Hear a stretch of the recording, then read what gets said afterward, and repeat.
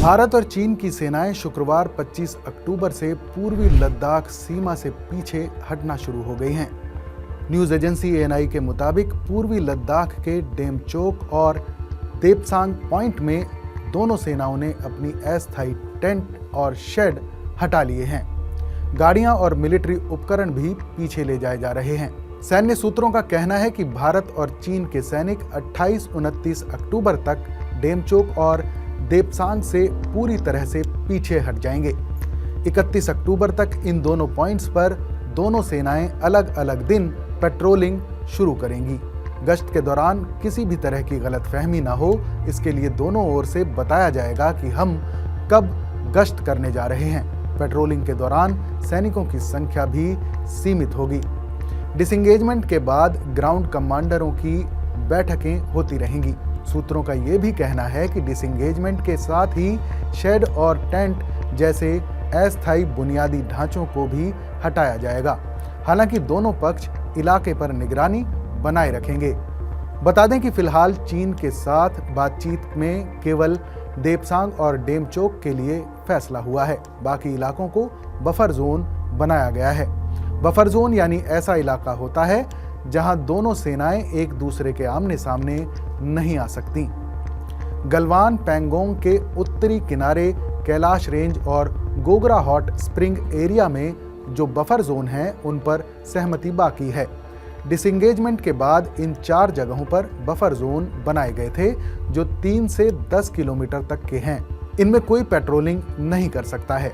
हालांकि सैन्य सूत्रों के मुताबिक बातचीत सही रास्ते पर है। जल्द ही बफर जोन के इलाकों में भी पेट्रोलिंग शुरू की जा सकती है। अब समझिए कि एलएसी पर पेट्रोलिंग का मुद्दा कैसे सुलझा। साल 2020 में जब दुनिया कोविड महामारी से जूझ रही थी, उस वक्त चीन ईस्टर्न लद्दाख के सीमावर्ती इलाकों में एक्सरसाइज के बहाने अपने सैनिक इकट्ठा कर रहा था। उस वक्त कई इलाकों में चीनी सैनिकों की घुसपैठ की खबरें सामने आई थीं। भारत सरकार ने भी एलएसी पर सैनिकों की संख्या बढ़ा दी थी, लेकिन 15 जून 2020 को जो हुआ, उस घटना ने दोनों देशों के बीच दूरी बढ़ा दी। गलवान वैली में चीन की आर्मी के साथ हुई झड़प में 20 भारतीय सैनिक शहीद हुए। बाद में भारत ने भी इसका मुंह तोड़ जवाब दिया, जिसमें तकरीबन चीन के 60 जवान मारे गए।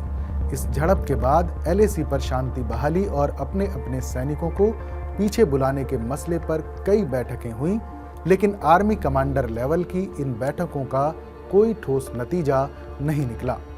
26 जुलाई 2024 को लाओस में भारतीय विदेश मंत्री एस जयशंकर और चीन के विदेश मंत्री वांग यी के बीच अहम बैठक हुई। बैठक के दौरान दोनों नेताओं ने सीमा विवाद पर चर्चा की। बैठक के बाद एस जयशंकर ने कहा, एलएसी पर हुए समझौते का सम्मान किया जाना चाहिए। रूस के कजान शहर में ब्रिक्स सम्मेलन हुआ।